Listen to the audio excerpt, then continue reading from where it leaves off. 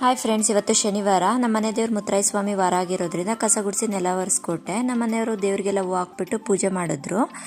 ನಾವು ಇವತ್ತು ಮಕ್ಳಿಗೆ ಹಾಫ್ ಡೇ ಆಗಿರೋದ್ರಿಂದ ಅವ್ರನ್ನೆಲ್ಲ ಕರ್ಕೊಂಡು ಗ್ರೋಸರಿ ತರೋಣ ಅಂತ ಅಂದ್ಬಿಟ್ಟು ನಮ್ಮ ಮನೆ ಹತ್ರನೇ ಇರೋವಂಥ ರಾಯಲ್ ಮಾರ್ಟ್ಗೆ ಹೊರಟ್ವಿ.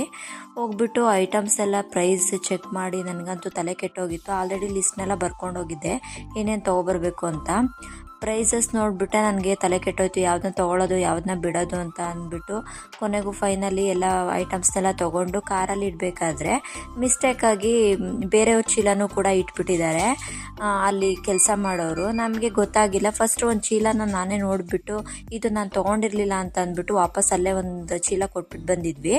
ಇನ್ನೊಂದು ಚೀಲ ಸ್ಮಾಲ್ ಚೀಲನೂ ಕೂಡ ಬಂದ್ಬಿಟ್ಟಿತ್ತು ಅದ್ರ ಜೊತೆಗೆ. ಮತ್ತೆ ಫೋನ್ ಮಾಡಿ ಅವ್ರನ್ನ ಕರೆಸ್ಕೊಂಡು ವಾಪಸ್ ಕೊಟ್ವಿ.